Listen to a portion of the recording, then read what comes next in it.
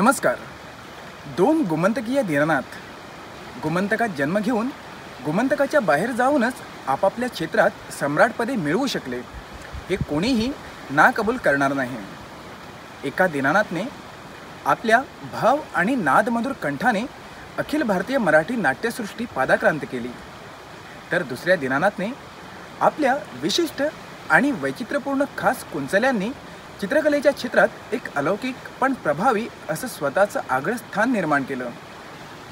एक काळ असा होता की दोन सुप्रसिद्ध चित्रकारांनी सारं क्षेत्र आपल्या चित्रांनी पुस्तके वेष्टित करून किंवा कॅलेंडर रेखीव करून जनमानसामध्ये एक आगळेवेगळे आकर्षण निर्माण केले.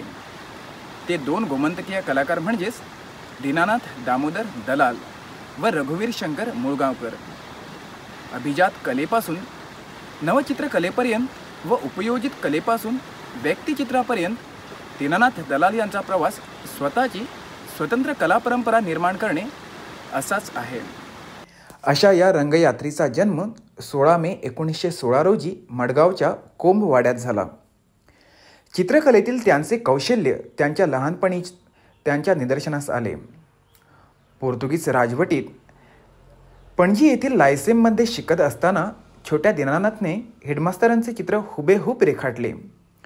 ते त्यांचे चित्र पाहून तूच हे चित्र काढले आहेस काय असा प्रश्न विचारण्यात आला. त्या मुलाचे चित्र कौशल्य पाहून त्यांच्या हेडमास्तरने त्याला त्यांच्या वडिलांकरवी मुंबईला जाण्याचा सल्ला दिला. मुंबईला गेल्यानंतर गिरगावमधील केतकर आर्ट इन्स्टिट्यूटमध्ये दाखल झाले. निसर्ग सौंदर्य लाभलेल्या गोव्यात त्यांचे बालपण गेल्याने त्याची सौंदर्यदृष्टी विकसित झाली होती. त्यांचे कलाकाम पाहून केतकर मास्तरांनी त्यांना तेथील विद्यार्थ्यांना शिकवण्याचे काम दिले. तेथे राहून त्यांनी बाहेरून जे स्कूल ऑफ आर्टची 1937 साली पदविका घेतली आणि तेव्हापासूनच खऱ्या अर्थाने त्याच्या कलेचा प्रवास सुरू झाला. आपल्या कारकिर्दीच्या सुरुवातीला त्यांनी एका चित्रपट जाहिरात क्षेत्रात काम केले, पण दीनानाथ दलाल एक कलाकार म्हणून प्रसिद्ध झाले ते चित्रा या साप्ताहिकाचे व्यंगचित्रकार म्हणूनच. अनंत काणेकर आणि म गो रांगणेकर या जोडगळीने हे साप्ताहिक काढले होते, पण दलालांचे नाव मराठी वाचकांच्या घरोघरी पोचविले ते नारायण धोंडोपंत ताम्हणकरांच्या गोट्या या मालिकेने. या मालिकेसाठी दलालांनी सुरेख रेखाटने पुरवली होती. त्यानंतर दलालांनी अनेक नामवंत मराठी लेखकाच्या पुस्तकांना चित्रे पुरवली. मायदेशी माणसं, गावाकडच्या गोष्टी, बनगरवाडी ही त्यापैकी काही प्रसिद्ध पुस्तके. आपल्या कारकिर्दीत म्हणजेच 1940 ते 1971 पर्यंत या काळातील सर्वच नामवंत मराठी लेखकांच्या पुस्तकांना मुखपृष्ठे तसेच आतील रेखाटने दलाल पुरवीत. साने गुरुजी, ज्ञानपीठ विजेते वि. स. खांडेकर, वि. वा. शिरवाडकर, पु. ल. देशपांडे, रणजित देसाई या नावांची यादी प्रचंड आहेच. तसेच दलालांनी अनेक दिवाळी अंकांना मुखपृष्ठे पुरवली. हिंदीतील प्रसिद्ध कादंबरीकार गुलशन नंदा यांच्या पुस्तकाची मुखपृष्ठे त्यांनीच बनविली. दलाल एक चित्रकार होते, तसे ते उत्तम संपादकही होते. 1945 साली त्यांनी वार्षिक दीपावली अंक सुरू केला. अंकांचा बादशहा असा नावलौकिक मिळवला. याचे कारण दलालांच्या सुंदर चित्राएवढे त्यांच्या अभिजात साहित्याचीही निवड असे. पुढे दलालांनी दीपावली वार्षिकाचे मासिकात रूपांतर केले. पु. भा. भावे यांच्या एकाहून एक सरस कथा माडांपिशी ही कादंबरी दीपावलीतच प्रसिद्ध झाली. पु. ल. देशपांडे साहित्य, त्याप्रमाणे अहिल्या, यथाकाष्टच यासारख्या दमदार कथा, जितेंद्र अभिषेकींची कथा दलालांनी उजेडात आणली. भालजी पेंढारकरांची पहिली कादंबरी प्रतीक्षा, कुमारी दमयंती, सरपटवार यांचे जय नावाचा इतिहास, लेडी चॅटर्लीज लव्हर हा लेख उलगडून टाकणारा, या सर्व साहित्याची चित्रे तसेच प्रकाशन दलालांनीच केले. दीपावली हे एक स्वातंत्र्य रसायन होते. दलाल हा या संस्थानाचा शाही दरबार होता. अच्युत बर्वे कथाकार सदानंद रेगे, कादंबरीकार जयवंत दळवी, अरविंद गोखले, ग रा कामत, विठ्ठल राजाध्यक्ष, प्रभाकर पेंढारकर, राय केणीकर, साहित्यांची विविध दालने सजावणारी मंडळी या दरबारात हजेरी लावत. दलालांच्या कारकिर्दीचा मागोवा घेत असताना अनेक सुभे त्यातून उलगडत गेले. बॉम्बे आर्ट सोसायटीला त्यांनी 1939 ते 1958 पर्यंतच्या कार्यकाळात वार्षिक प्रदर्शनासाठी चित्रे पाठवली व त्यांना अनेक पारितोषिकही मिळाली. दलालांच्या चित्रावर ज्ञानेश्वर नाडकर्णी व म.वि. राजाध्यक्ष यांनी टीका केली.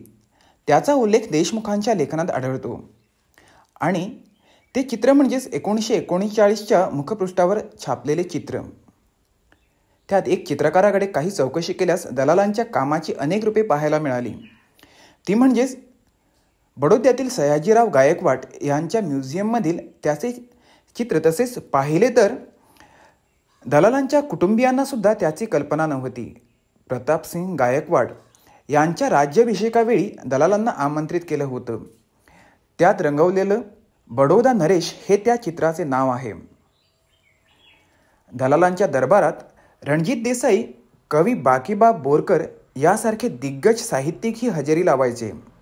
जरी गप्पा रंगत असल्या तरीही स्वतःच्या हातातील ब्रश कधीही बाजूला ठेवत नसत. गोयकार साहित्यिक असेल तर त्यांच्याबरोबर ते मातृभाषेतूनच बोलत. बोरकर स्टुडिओत आल्यानंतर ते आपले काव्य गाऊन सादर करायचे. काम करत त्यांच्या काव्याला दाद द्यायचे.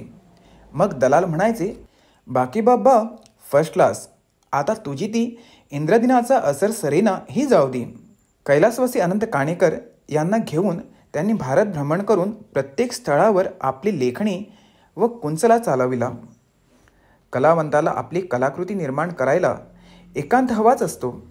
पण आजूबाजूला सर्व साहित्यिक मित्रमंडळी बसलेली असताना अनेक चित्रे आपल्या जादू भरल्या बोटांनी रेखाटली.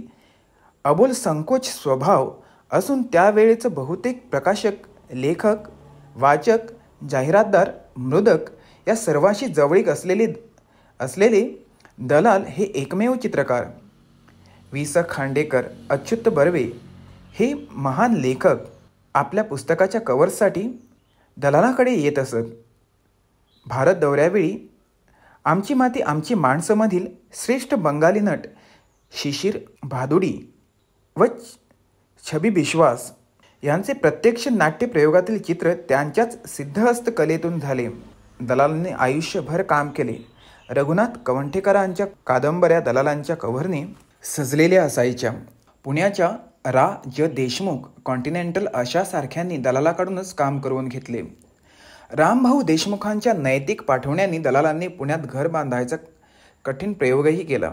वि. स. खांडेकरांचे क्रॉचवधा त्यातील प्रसंग, त्याचे दुसरे पुस्तक नवा प्रातःकाल, व्यंकटेश मालगुडकरांचे बनगरवाडी, दीपावली अंकातली शृंगार नाई, रंगमाला, 1961च्या दीपावली अंकात ऋतूची मालिका, 1941 साली राजकीय टीकास्त्रे, 1962 भारतीय भाग्यविधाते, 1964 साली संस्कृत साहित्याचा परिचय करून देणारे अमृत मेघ, प्रभाकर पेंढारकरांचा मॉरिशस, गोविंद दांडेकरांचे शितू यासारख्या अनेक दर्जेदार साहित्यावरती अनेक पुस्तकं, कव्हर्स व आतील रेखांकन केले. एकेकाळी बालगंधर्वांनी महाराष्ट्राला सौंदर्य धडे दिले. त्यांच्यानंतर कित्येक वर्षांनी दलालांनी सौंदर्य कल्पना घराघरात नेऊन सोडली. याची चित्रे पाहताना लोक तल्लीन होऊन जायचे. बाकीचे सारे काही विसरू लागले. रंगरेषाचे नंदनवन म्हणजे काय असते याचा अनुभव दलालांच्या चित्रातून येऊ लागला. या व्यावसायिक चित्रकलेच्या विळख्यातून बाहेर पडावं आणि आपल्याला अभिजात कलेचा पाठपुरावा करायचा आहे. या क्षेत्रात आपणाला भरपूर काम करावयाचे आहे असे ते बोलून दाखवायचे. अभिजात चित्रकलेला महाराष्ट्रात केवढी थोर परंपरा आहे. तिला असलेला रहिमान श्रीपाद दामोदर सातवळेकर, राव बहादूर धुरंदर, बाबूराव पेंटर, त्याचं समकालीन केतकर मध्ये शिकणारे M.R. आचरेकर, कितीतरी मानकरी या परंपरेत आहेत. दीनानाथ दलाल सहजासहजी एक अभिजात चित्रकार होऊ शकले असते. त्याच्या अंगी त्यासाठी इष्टते गुण होतेच. शिवाजी महाराजावरती त्यांनी पुस्तकच रेखाटले. पुरंदरे यांना महाराजा पुस्तकातील सर्व चित्रे रंगीत करून द्यायची होती. त्यातील 2-4 चित्रे फक्त रंगीत झाली होती, बाकी अपूर्णच राहिली. शिवराज्याभिषेक सारखी त्याची चित्रे, विशेषतः त्यांची तैलचित्रे जर पाहावी तर ते मुळातच एक उत्कृष्ट चित्रकार होते हे लक्षात येते. परंतु अखेरपर्यंत दलाल उपयोजित कलेच्या मगरमिठीतून सुटलेच नाही. रंग, रेषा व मांडणी यांच्या मांडणीतून साहित्यिक अर्थ विसरायला लावून दृश्यकलेचे प्राथमिक धडे दिले.